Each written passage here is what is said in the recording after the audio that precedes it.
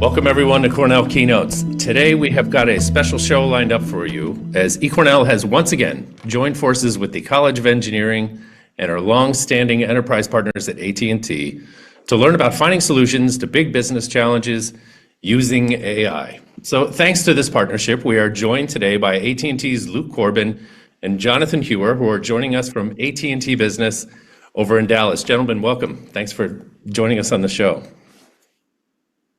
Yeah, you bet. And coming at you from Cornell University, we've got Professor Dirk Swart from the College of Engineering, who is a faculty author of the online Technical Product Management Certificate from eCornell. Heads up in the chat for links to that. A lot of what we're going to be discussing today maps directly to principles and skills that are covered in Dirk's courses, and he brings a great deal of industry expertise to the conversation as well. Dirk, so great to have you back on Keynotes. Lovely to see you again. Thank you so much, Chris. Fantastic to be here. Yeah, you bet.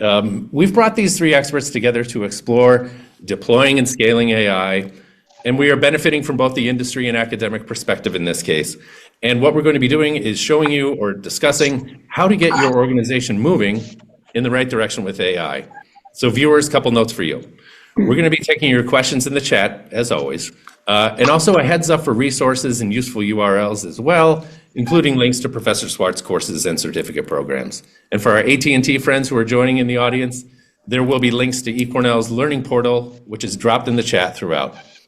So let's get right into it. Big picture. Dirk, I want to start with you. Let's level set here. Where is artificial intelligence right now? Like in a sentence or three, how would you characterize where we're at? Thank you, Chris. Yeah, I mean, I think at the moment we're seeing pretty obviously broad, but more importantly, habitual adoption. If we use the technology adoption lifecycle curve as a way to think about this problem, we're past the innovators and early adopters stage, and we're firmly established in this, what we call the early majority, right? This sort of one standard deviation from the mean. And I think there's broad but early enterprise adoption. A few companies like Morgan Stanley are sort of leading the way. But finally, I think that governance and regulation, legal regulation, is quite far behind. And the reason I mention that is I sort of see that as kind of a canary in the coal mine as how well AI is being adopted into the enterprise and into enterprise business processes. And I think that's a place where there's still a decent way to go. We're not quite there yet. So AI in organizations is still to some extent its own thing, or it's used extensively but at an individual level. So I still think there's huge business potential. You know, and we've looked at 61% of Americans have used AI in the last 6 months. So that's still a lot of people who haven't, but I think the 61% are the 61% in business. So you know, I'm thinking about the headlines. I'm thinking about a lot of the chatter that we hear within our organizations and without. We're hearing about a transition that's taking place from generative AI, thinking about that 60% use rate that you were discussing, towards something called agentic AI, which is essentially moving beyond content creation to like goal-oriented action, automation of processes. Some of us are beginning to use it at work, but I want to kind of set the table here and get some clarity on what we're talking about when we talk about agentic AI. What's that all about? But this idea, I mean, to me, how you partition problem solving and problem solving complexity in an organization is a very interesting topic for me. How do you divide and allocate work? And the greatest algorithm of all time is divide and conquer, right? You take a problem, you break it down into smaller parts until each part is tractable, and then you do that part. And agentic is in some sense AI's way of doing this, right? If we extend that idea up the abstraction pyramid a little bit and also get more abstract, it's a way to give AI some autonomy. So you create a series of usually task-specific machine learning models with the goal not just of breaking the task down into smaller parts, sort of divide and conquer, but also mimicking some idea of human level autonomy and decision making for whatever that means right now. So these agents, each one of these things is an agent, and they're connected with endpoints that can take actions. So creating what we hope as designers is a system that behaves less like a computer and more like a human or a group of humans might behave. Jonathan, Luke, I want to turn to you. So tell us, first of all, a little bit about your roles. We'll go in sequence, Jonathan, and then Luke. and about some of the challenges or opportunities that you've come up against when implementing AI solutions. We're talking from the high-level theoretical to actually making things operational. So talk about some of the challenges, opportunities, and maybe how you overcame them in recent days. Yeah, I think actually, Luke, why don't you go first? Sure. So just a brief introduction. Jonathan and I are on the same team. I lead what we call our technology transformation and AI transformation for AT&T Business here. And just to kind of build on the theme that we were already discussing there around the shift from Gen AI to agentic, I think that's kind of a little bit of the heart of your question, Chris. Gen AI proved to be really exciting. We all knew that we could create really interesting information, we could generate content, we could summarize content, and yet I think from a larger enterprise perspective, struggled with a little bit is how do you really turn that into outcomes? How do you turn that into measurable productivity gain? How do you turn that into driving growth for an organization, whatever the KPIs or objectives are that you have? And so one of the things, and this might be a good way to segue to Jonathan here, one of the things that we've tried to do really hard with that technology is to create education, to drive evangelism, to teach people, to try to demystify what it is. And we've seen really good results in the increased adoption rates of employees within our organization simply by just making it tangible for them. So maybe with that, who is our AI evangelist, I'll hand this to Jonathan and he can kind of introduce himself. Yeah, I appreciate that. And so as Luke said, my role is AI evangelist, and the way that I think about it is if you think of like the Gartner hype cycle, I usually try to say I want to make it into a flat line, right? It's not going to do all the things that you want it to, but it's also not going to be completely worthless, right? Overhyped. There's a tremendous amount of opportunity that we continue to find every day. And I think part of the real challenge and opportunity is getting as many of my colleagues to utilize Gen AI as we can to help our customers as well as our other colleagues, right? Because the reality is this is such a new technology that we're finding new interesting opportunities every single time someone uses it. And there's no way that I or Luke or anyone else on our team has all of the answers because there's such a wide range of things that it can do. And there's such a wide range of opportunity within the business to utilize AI. And then, on top of that, agents to improve things. So really, it's just about getting as many people using it as quickly as we can so that we can all learn, we can all stay on top of all the changes that are happening really quickly, and then contribute back with ideas and opportunities to advance the business. Dirk, sorry, go ahead. Was there a follow-up? No, just a verbal agreement that I think that exactly what John just said is really an important point, is that unlike maybe some traditional technologies, just teaching you point use of this, and here's the manual, now go. It's significantly more complex than that. And so how do you open up not just instruction, but also a collaboration platform that people can share ideas with each other, I think is really central to that progression. Dirk, I want to turn it to you. How should teams determine if a particular task or a business unit will actually benefit from applying AI? Are there criteria or some kind of viability test that we should run through? I'm smiling because that's the 9-figure question, right? That's the big bucks question that we all want to know the answer to. I mean, that's a huge topic, far beyond what we have time for today. So what I just want to do, I think, is I want to take that in two directions. The first direction is a sort of cultural direction, and the second one is sort of slightly more pragmatic. First of all, the cultural one. I mean, as managers, we should think about humanness, right? We should think about our teams. And AI, to sort of riff off what Luke was saying, AI is this new layer of abstraction, right? This new layer of abstraction we're sort of putting on top. If we imagine, I guess you remember Maslow's hierarchy of needs, right? It had sort of, like food and water at the bottom and self-actualization at the top or something. If we have a pyramid, not of needs, but of abstraction, right? This is it's not a new thing, it's another whole level of abstraction. And that means we need to teach our staff, and we need to think abstractly. Like if you think about skills that are going to benefit you in the new world of AI, that's definitely one of them. So at every level of technology that we have, there are people who are left behind, right? And we have to think about that. So there's this TV show called That Mitchell and Webb Look. And if you're listening, you should definitely go to YouTube or wherever you watch them and look at the Mitchell and Webb. They've got a show on bronze orientation, like Bronze Age, two Bronze Age cavemen, basically, having this orientation class about bronze instead of stone. It's hilarious. I mean, they're brilliant comedians, but it also captures this idea perfectly, right? So should we be creating a system which includes as many people as possible? So I would consider that. I mean, sort of in that, I would say, I would consider, if you're a CEO, a project's ability to move the overall culture of your organization in the direction you want is a key factor, right? If you think that's going to move in, and that's why you have people like evangelists to move it in, I think that's important. But sort of more pragmatically, I think we could create a scoring metric that we could use, right? If you want a scoring metric. And I think the project management discipline has got this pretty well thought out. Think of sort of things like RICE, right? Reach, impact, whatever, scoring mechanisms. We can create a model for assessing the benefits and the wins of AI. So I guess if you're listening to this, what would you include, right? What are things that you would include in a scoring model to assess whether or not a business unit is a good fit? And I thought about this, and I have 4 things that I would include.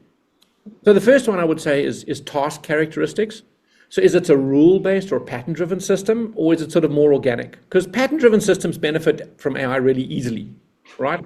We're at a place where patterns work well, even if the patterns are hard for humans to detect, they can still work well with AI. The second thing I would think about is probably some kind of absorptive capacity metric. So that's an ability of a firm to recognize new value and new external knowledge and to assimilate it, right, and adapt it for your business, like the rate of ingesting new information in some sense. So the ability of an organization to convert business problems into technology problems, right? Because business problems are hard and multidisciplinary, and technology problems are often less so, right? Then I'd look at the underlying data, probably as number 3. You've got to ingest. AI is only as good as the data you're going to get.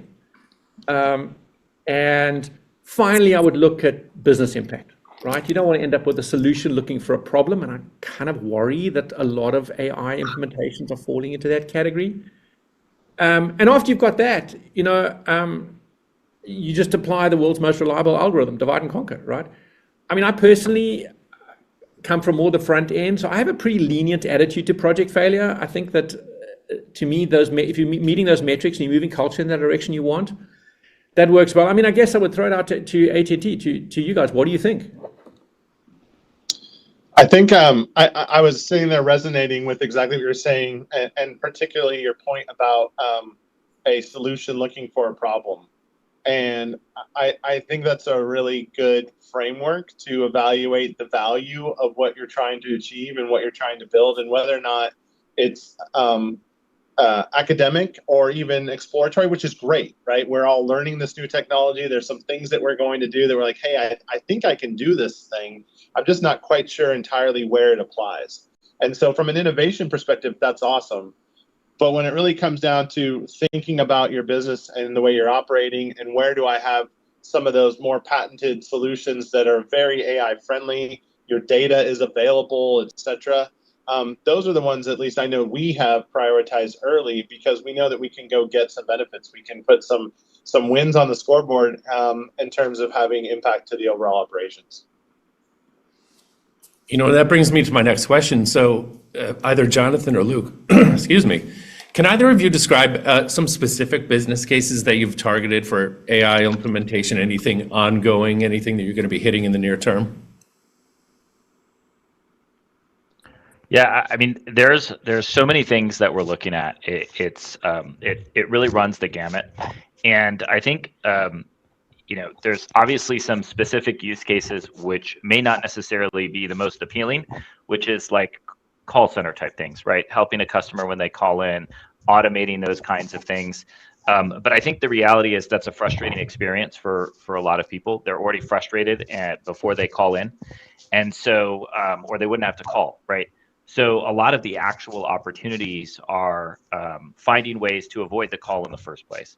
So finding ways to use agents or to use AI that can be 24/7, watching very specifically to make sure that problems don't happen. And if they do, they're fixed before anybody noticed that there was a problem. And so those are the more interesting opportunities in many ways to help customers before they even knew there was a problem, right? And so, those kind of layers, just thinking about how can we, help solve the problem faster, but also how can we just avoid the problem? Those are a lot of the really interesting cases that we're looking at.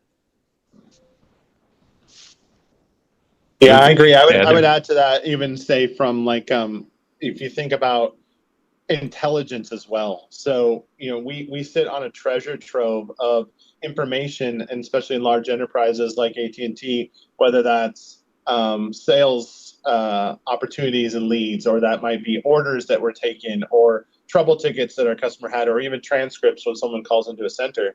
And so being able to apply AI, and by the way, some of that's just traditional AI, right? And so there's still going to continue to be this spectrum of traditional AI versus Gen AI versus agentic that will help us solve many different business problems. And the thing that I think is really interesting now is being able to unlock all of this data that we've been capturing, but really didn't have the time or the ability to go understand what it meant. And so how do you take correlating perhaps an NPS score from a customer after an interaction with you, as well as looking at all of their transcripts that they had from calling into a call center, and looking at all of the touch points that your sales organization had, and putting that all together into a way that can drive next best action or recommendation, and really being very smart about experience that the customer experience and the life cycle that they have with you now, because you have that intelligence, and you can put that intelligence at the hands of anyone in your organization, including your marketing teams. Jonathan, you got something to add there? Yeah, and just to add real quick, to what Luke's saying, we perfect example. We all have beliefs about how the business works, right? And we all have beliefs about what customers want and what they need and what their challenges are. And those have evolved over the years. We can actually go back and look at every single call transcript, for example, and reclassify what the problems are. And I mean, one of the things that we've said is a person doesn't have time to read a million transcripts or a million surveys or a million, right? It's just the volume is massive. But that's one of the huge opportunities with Gen AI is we can go back and look at all of that and reevaluate it. And so perfect example, just going back and looking at every conversation and reclassifying with better detail and better fidelity to understand what the problem is, so we know where, why someone had to call in. Perfect example of where Gen AI can do something that we just couldn't do before. Yeah. Hey, Dirk, any particular applications or use cases that you're working on in your space? Well, I come from an embedded background, so very, very different to AT&T. And in fact, one of the things my students work on is taking AI and putting it down onto very, very resource-constrained embedded devices. So a little bit different, but there's a lot of machine learning benefits to that, and to getting the data up, right? The philosophy is get the data into the cloud or get it onto the big machine as soon as you can. And we're sort of fighting that a little bit and looking at places. There are motivations for not doing that. There are motivations for doing learning on the edge, looking at very quick response time, for example, or looking at highly sensitive information. We don't want to be sending information backwards and forwards. So we're looking at those kinds of applications, but it's very different to this big, I sort of get the idea of AT&T. I sort of see them mining this enormous data warehouse of calls. It's much more focused. And partly that's because it's tractable for students, but it's, to me, just a very interesting area. Things are moving so fast, pulling back out high level, things are moving so fast that to some of us, it's pretty dizzying, right? It's the prediction business, of course, is very tricky. But how, over to our AT&T friends, how do you envision AI transforming the way that you do business over the next 5 or so years, or 5 days? What are you doing now that may pave the way for these changes that you're considering or looking out toward? Yeah, I don't want to be flippant in the response, but I think it's almost how will it not change? I can't think of an area of our business where AI in some form or fashion won't change what people do and the way that they do it. And that is extremely true in agentic. And so, what I would tell you is, historically, when we've thought about investment for technology, as an example, we tend to categorize it. We tend to say, hey, that is something that will improve the customer experience, or that is something that will help drive growth, or that is something that maybe will help us reduce OpEx. What we're finding is, as we go in and look at the opportunity that agentic has to actually transform entire organizations or entire operations models, is that you can actually check all three boxes at once.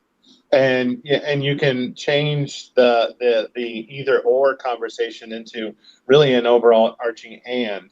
I'll give you a simple example in that. When you think about customer support, historically, all of us, right, have thought about this tiered structure. I have tier 1 support versus tier 2 support versus tier 3 support.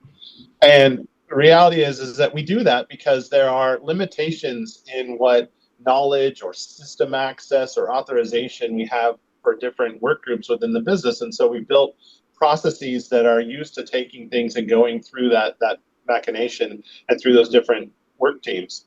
When you start to deploy and think about agentic flows, suddenly those boundaries of what any given work team might have knowledge or experience in goes away. And you can start to look at an entire end-to-end process and transform it into, maybe I should be really over-indexed with my employees in that tier 3 space, the most complex, the most anomalous problems or challenges to face, and I can go do agentic on the first part. What that does for you is not just helping you repurpose where your employees are, and perhaps moving them to different high-value activities, or even reducing OpEx where it makes sense. It's also now accelerating your time to respond to your customers. It's giving your employees less frustration in trying to interact and hand over through those different silos. And so you're seeing yourself now hit on all cylinders. And that's what I think we're most excited about. And you could take that same play and you could go look at every part of the business and do that. And in fact, that's consciously what we are doing. Is we're starting with business process transformation. We're starting with rethinking the way we operate before we're even going and deploying the technology. Because I have you all in the room, I thought it would be interesting, unless, Jonathan, you have something to add there. I apologize. No, that's totally fine. I was just going to say, I do think that one thing that's also, Luke's completely correct on all that. One thing that's nice about being with such a large organization is that we have a lot of colleagues outside of the business that are really deeply thinking about this in lots of interesting ways that surprise me. So like, even just in terms of like, data is one of the obvious ones. How do we manage our data? Where do we put our data? How do we move our data? How, all of those kinds of things, so that we can in the future keep pace with what's happening. And also, just to be clear, that we stay out of trouble, right? Sometimes, there are some people internally who think very, very deeply about the risks of this. And so just making sure that we're working through all of these processes in terms of, just thinking deeply and collaboratively about like how we can move at the pace of technology, but also just foreseeing some of the risks that might be there. And so that's just one of the things that there's just a lot of people thinking very, very deeply about every aspect of the AI as we work through it. I'm so glad you mentioned that, and that's kind of where I was going. I thought for our audience, because I have you three in the room today, I thought it'd be worthwhile to better understand how innovation occurs, like at the nexus between research organizations or institutions like Cornell, industry like at AT&T, government. We don't have a policy or legislator in the room here, but we kind of have that going on to some degree. Luke, you had some interesting perspective on how innovation and adoption, kind of what Jonathan mentioned, is actually happening with AI from where you sit. What do you think about that?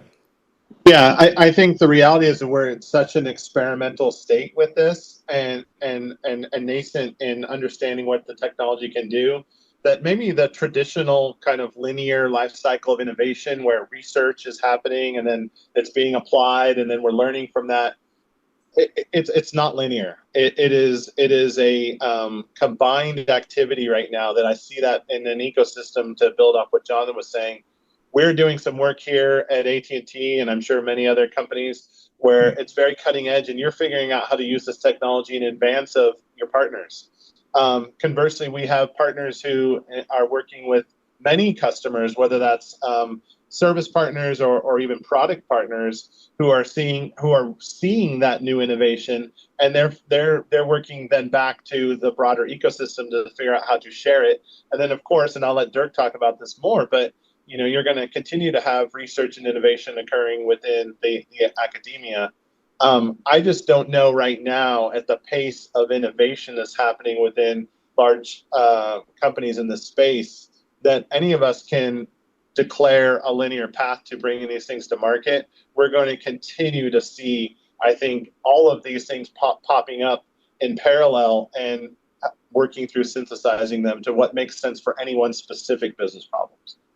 Yeah, Dirk, what are you seeing from your side? What do you think about that question?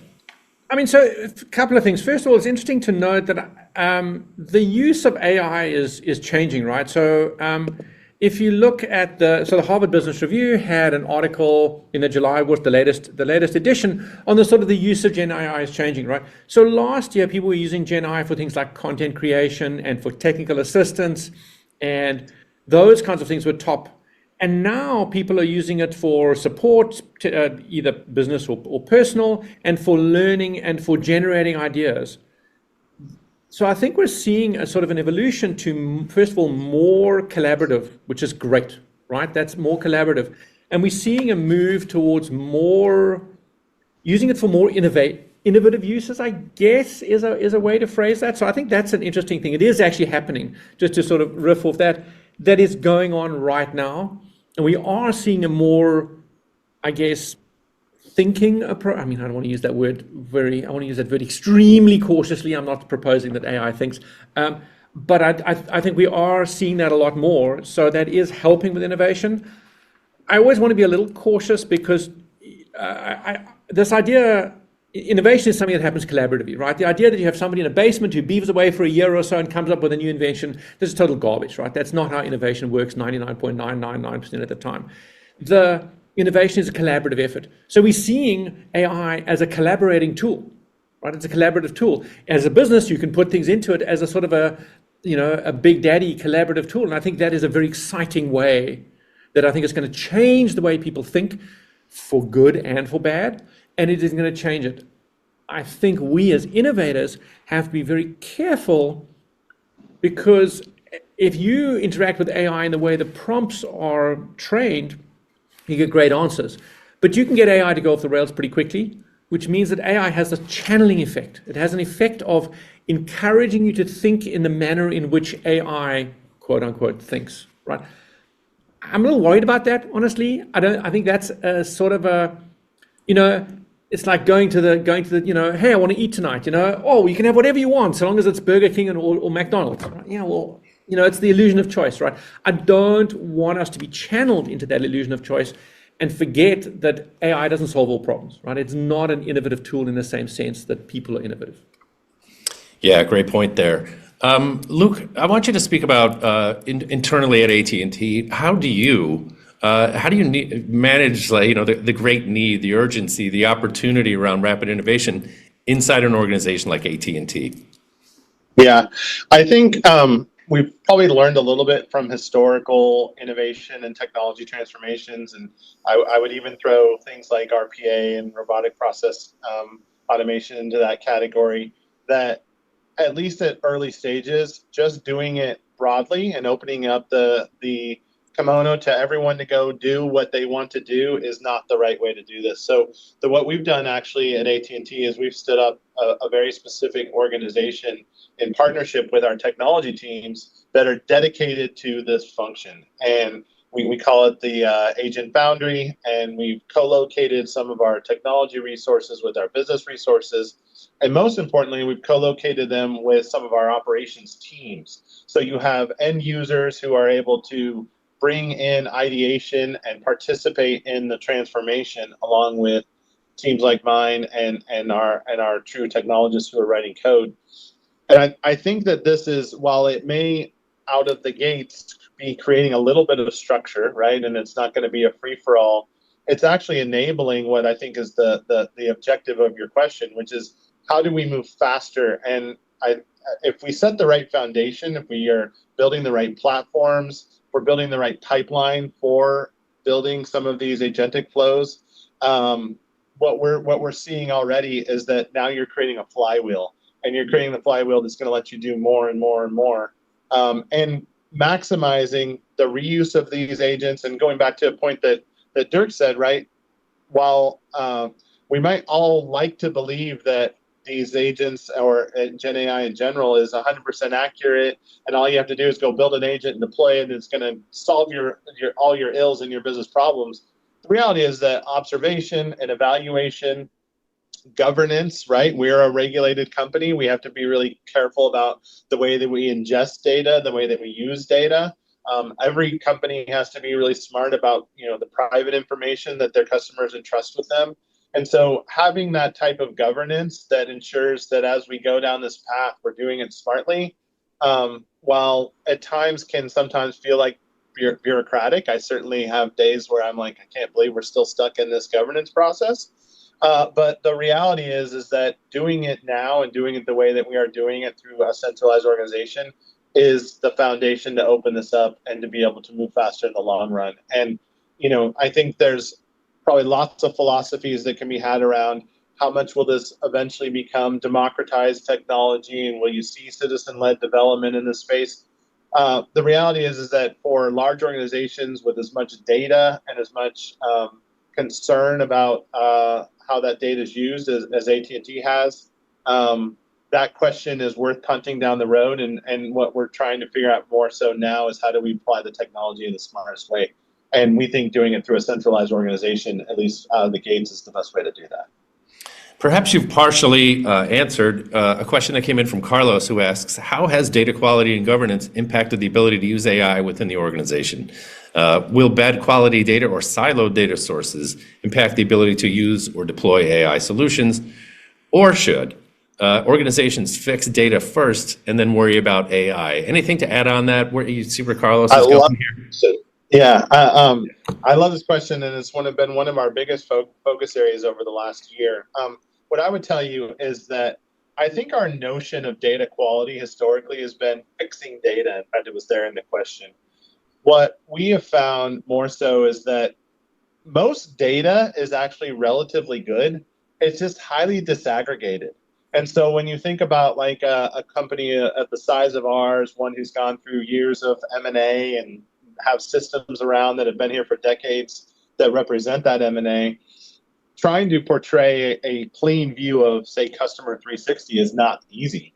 And so we've actually invested in and built an internal product we call the Data Sphere, but it is a collection of all of that different information and data that been very purposeful over the last 12 months to consolidate into a platform that then can be used to enable greater and greater automation on top of it.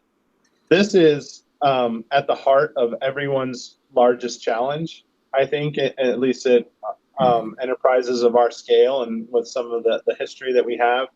And I would tell you, I think it's a fool's errand to try to go fix all your data. You're going to have to be realistic about, maybe I can't fix it, but I can aggregate it and I can stitch it together that makes it as a whole much better than it is independently.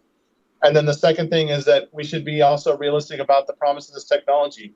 Our employees work with inaccurate data all day long.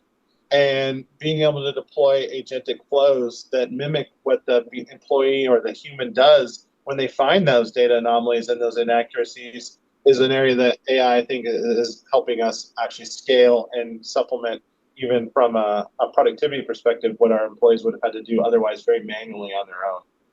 Yeah. Dirk, do you have anything to add to that? I think that's spot on. I mean, I think that the AI can help with that, right? The first thing we should do is, put AI to the task of working on that. But I do think, my first job out of college was a data warehouse consultant. So clearly, I think that, collecting and aggregating data is a valuable proposition.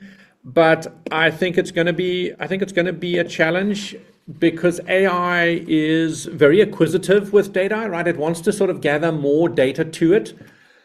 And you always have this urge to do that, sort of, give in to the acquisitiveness of this big, great data source. But in fact, you can do a lot without it. So the issue is one of defining your domain, defining a problem, getting it to be good enough, and working from there. I want to give Jonathan. Go ahead, Jonathan. Yeah, and just to add to this, I think what's taken a giant step back, I think there's also this broader cultural context where just understanding data and utilizing data and interacting with data, Gen AI and AI in general makes that a lot easier. But there is just a lot, it is a cultural shift to think about data-driven decisions in such a daily, moment-by-moment kind of basis, versus feeling it out, so to speak.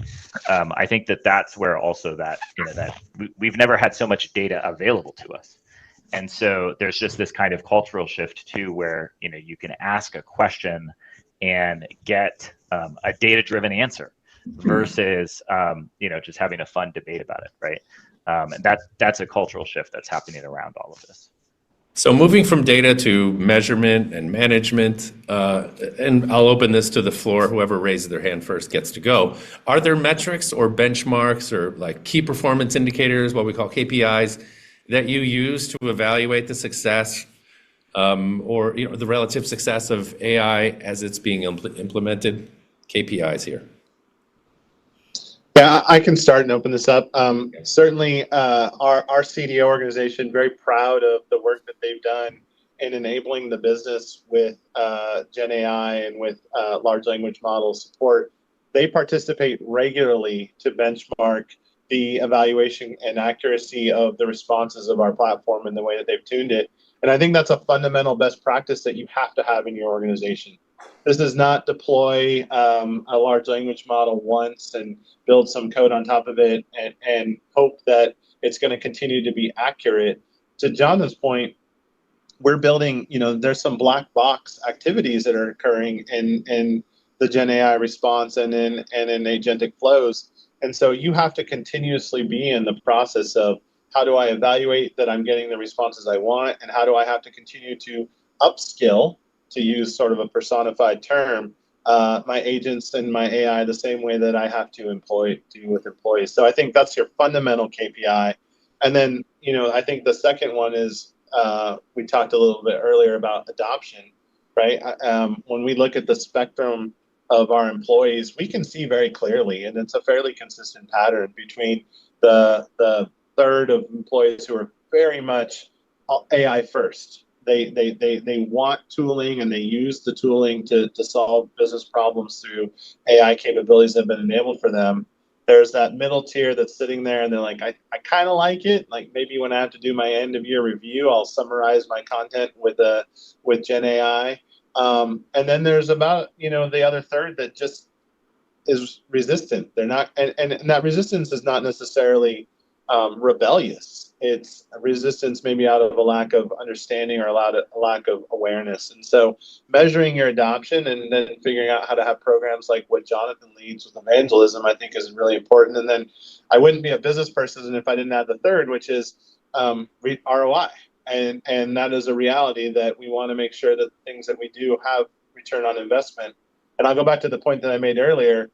I'm super excited about this technology because I think large organizations, at least AT&T and those of us who are in competitive markets, et cetera, often think of ROI as a reduction in cost. And am I able to control my OpEx? I'm most excited about the ability to measure my top line revenue growth and my opportunity to compete in market by using this. So those are the three we look at pretty regularly. I'm sure that there's others, and love to hear what Dirk or anyone else wants to add. Either of you guys? Nope, looks like they're laying off that one. Well, it turns out viewer Alex wants to go deeper on this one. Hits us up and says, what KPIs beyond content volume are you using to prove measurable productivity gains from agentic AI? Part two of the question, this is cool.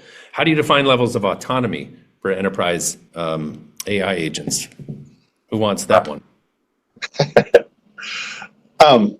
I'm happy to jump in. I'll start maybe with the latter one. You have to think about agents. We've characterized them as sort of four different quadrants, if you will. So single agent supporting a human, and so that autonomy is clearly not autonomous. Single agent supporting a human autonomously and making some decisions. And when we look at those aren't enterprise business processes, right? This is like, hey, when I come in the morning, I want you to give me some feedback on the quality of my emails yesterday, right? So these are very like personalized examples. They're not driving outcomes. When we get into agentic and you start thinking about teams of agents that are driving business processes, is much more when you get into the overlap, I think, with our technology and our IT organizations. And to be honest with you, right now, we haven't opened that up to full autonomy. So we are continuing to see processes that will have humans in the middle, that will be supporting and evaluating, that will be gatekeepers or checkpoints on the outcomes and making sure that it's occurring as we expect. And I think that's critical. There will be a point where we will have some lower risk or, as the technology evolves, maybe even high risk, but certainly there will be an evolution of that where you will need less, but that's where we're starting. As we kind of round out our conversation, thinking about driving people toward next steps, how can I take action in my organization? I have a really cool question that came in from Pete, who asks, what are a few applications that are considered low-hanging fruit that are safe and effective to implement? We're talking about dipping our toes, right? Early stage kind of stuff. Presentation, notes, meetings, HR, resumes, project management, AI agents, et cetera. Any thoughts on that? Quick wins. Where might the opportunities generally be? I see, Jonathan, you're gesturing. Yeah, I was going to say that the resume one always makes me kind of laugh a little bit because it's a very, very common example, but it's also very easy to accidentally have the AI hallucinate and give you skills that you didn't initially have, and try to line up your resume with the job description. And so it's a very, very common one. I think the most interesting thing is that a lot of people are trying to transfer their Googling skills from the last 20 years into prompting. And that's been one of the most important things, not treating the Gen AI as a search engine, because it's not, right? It can do some searching, it can do web, there's all sorts of interesting, nuances to that, but it's not a Google. And I think that the most important thing in terms of utilizing it is making sure that you're not just using it for recall, but that you're really using it for transformation, for classification, for all of these different types of skills. And that's, I think, the most important thing to kind of break that habit of just thinking of the AI as as a replacement for a search engine. Really just try to push it. And if you don't know, you can always just say, this is what I'm trying to do. How could you help me?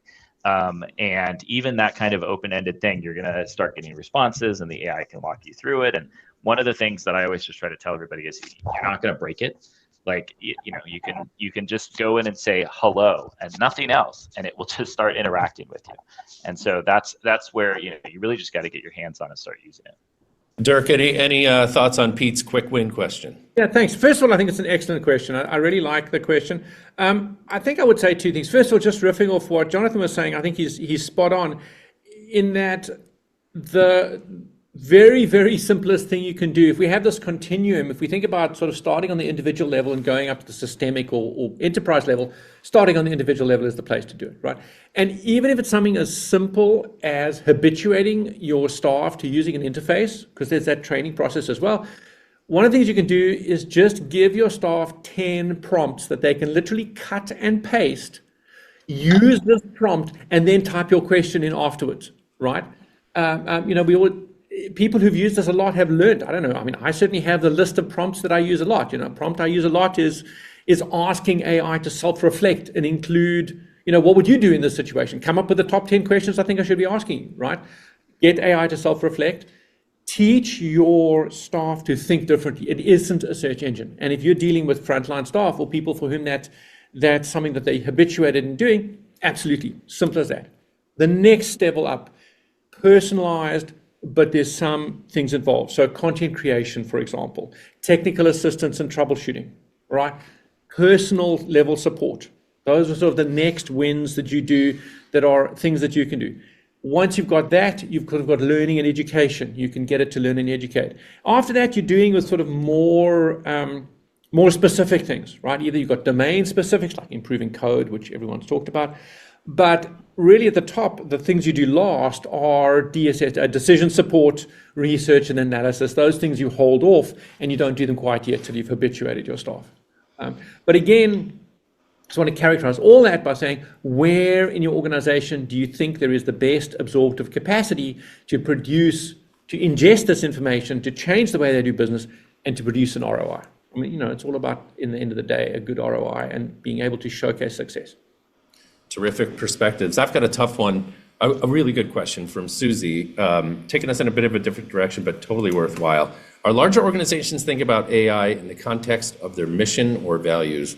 If so, are they also thinking about internal AI policies and codes of conduct for organizations? Where this is a bit of a callback to governance, but any thoughts on Susie's question here? I think the answer is 100%, and you have to. Sorry, Jonathan, if you want to chime in. But within our organization, we are absolutely focused on that, which involves which tools are available to you, which certainly how are you monitoring this behavior, including looking for plagiarism or ensuring that you're not getting back inappropriate responses or providing the inappropriate prompts internally. And so organizations, I think, like ours that have built their own LLM infrastructure, part of the value of that is to be able to have the type of governance and visibility to the activity for exactly, I think you said, Susie's question. Jonathan, what would you add? Yeah, I think Luke's spot on. The only thing I would just add is that, like, to concretely answer the question, we have incredibly rigorous internal policies. We have, some things even involve like an ethical review, right, to make sure that the models, and even if things are done with the, with the best of intentions, is there accidentally an outcome that might potentially not be in line with what our company values are and serving our customers and all of those things. So yeah, there is I think I don't know if most people would understand like how much rigor we actually have around that in making sure that as we adopt the technology, we're not accidentally doing anything that might be out of bounds. Professor Swart. Susie, thank you for that question. First of all, that question resonates with me. I sort of worry about this a little bit. Because I feel that it's the orphan stepchild of AI, but it really shouldn't be. It should be front and center. I mean, you can come up with and deploy a RAG solution in about an hour. Nowadays, it's really not a huge deal. 2 years ago, it was a huge deal, which means you're going to start seeing these things springing up in organizations that are sort of little projects that people are working on because it's going to help their productivity. And depending on your organization, you want to encourage that or not. But I think we have to have rules in an organization, just like, so at a university, we have human subjects testing, right? You have to go and do human subjects testing training, right? And good, because there's certain things you need to know are things you have to get approval for, right? You can do certain things and you can't do other things. There need to be very bright lines explaining to people who want to run off and do their own projects, who want to do their own thing, that says, this is what you can do, but if you want to do A, B, or C, you have to interface with our central organization, right? You have to have an ethical review, and you have to deal with it in a different way, not because it's an intractable technology problem, but because it has other deeper social, other implications. A great question. I got to tell you, I'm a little worried about it. We'll kind of see how that really rolls out in organizations. Dirk, since you have momentum, I want to ask you one of our final questions here. So, big picture, are we underestimating AI? After Dirk, anybody's free to chime in, but are we properly assessing what's going on here? So, I love this question because there's sort of a flippant answer, but let's think about, I think that we are radically underestimating. The pace of AI is increasing. It's not decreasing. And you look at everybody's estimates, they're happening sooner. Things are happening sooner and change is happening faster. And humans are just not structured to understand geometric growth, right? And for those of you who are a little older, maybe you remember this with the Human Genome Project, right? Human Genome Project started in 1985, right? By like 1990, I think it was 1999, got 10% of the genome sequenced, right? And then one guy came, he came and he wrapped the whole thing up in like 3 years, right? He did most of the other 90%. If you think of things doubling every year, right? You have a 5-year project. Your productivity doubles every year. After 4 years in your project, what does that mean? It means you're halfway. Well, if you came to most people and you said, I've got a project that takes 5 years, I'm 4 years in and I'm halfway, they'd be like, dude, you're toast. But in fact, in the world of geometric growth, you're exactly on track, right? 10-year project, 9 years in, you're halfway. That's where you should be. We are not estimating that correctly. We are not estimating the rate at which this change is happening. I'll get the show notes. I'll have something posted where there's a whole bunch of estimates. This is the BioRisk article, Jonathan, where there really isn't an understanding because human brains are just not good at understanding this. So I would say it is a big concern. And it is one of the reasons why it's so difficult, just to go back to Susie's question, why it's so difficult for that governance to catch up and do that. One comment I might add to that, and it just reminded me, I saw Alan Greenspan speak like 10 years ago, and he was talking, someone had asked the question around like, why does GDP consistently grow at about 3% per year? And his answer was interesting to me, at least at the time, was that he said, it's not tied to economic growth, it's tied to the capacity of the human being to expand at about 3% per year. That's a really interesting thought, that as a society we could expand at 3% a year, now go throw AI into this, and who knows what that number is. And so to your point, Dirk, the rapid acceleration and our inability really to realistically predict that rate is exciting, maybe a little scary. I think we'll figure it out. I think it's really exciting. Actually, it offers an interesting thing for me because AI as a central thinking thing, right? A central thinking thing in an organization. We haven't had this before. As a CEO, one of the challenges that you face is sort of, how do I know that people are working on what they're supposed to be working on, right? How do I know that they're doing things that contribute to the bottom line, right? And we call this line of sight, right? In an organization, we say, do we have line of sight? Well, one of the things that an AI system allows you to do as a CEO or as an executive committee is sort of provide centralized thinking to distributed organizations. And I think that's kind of interesting, actually. Let's talk about this 3%. You can provide and make sure your thinking is being correctly disseminated to an organization, to everybody in the organization, so that everybody's contributing their little 3% in the right way and in the right direction. And I think for CEOs, that's probably somewhat intoxicating, I think, a little bit. But we'll also see how that rolls out. Dr. Huer, over to you. Yeah. I think, I completely agree with all that. One of my favorite books is Race Against the Machines from 2011. It talks about that a little bit. But I think the other thing that's so different about this is that the Gen AI stuff, as far as technology goes, is more of a feeling. And one of my colleagues, I thought, had a really good way of putting it. They said it's closer to surfing. Like, you can read a book about surfing, but like no wave is exactly the same, and you're not able to really understand what's capable until you get a feel for it. And so I think that's just where, tagging on to the other comments, this is something that people are having to feel out. And that's what makes it a little bit more interesting too, because the traditional metrics and a lot of those kinds of things are not necessarily as applicable to these Gen AI models, which have so much more both power and unpredictability built in. I want to thank you three gentlemen for joining us today. We're going to have to close this one out, but I want to thank you for your expertise, for joining us today, for sharing, building on each other's thoughts. And I want to thank our audience as well for some really great questions as well. Susie, Peter, Carlos, and everyone else that joined us. I want to thank you for joining us. One last couple notes here. We're going to drop some links to Professor Swart's course certificate program rather in the chat. And for our AT&T friends, we have some links for you if you are interested in learning more and building on what you have learned today. Dirk, Swart, Luke Corbin, Dr. Jonathan Huer, thanks for joining me today. And thanks everyone for being on Keynotes today. Thank you.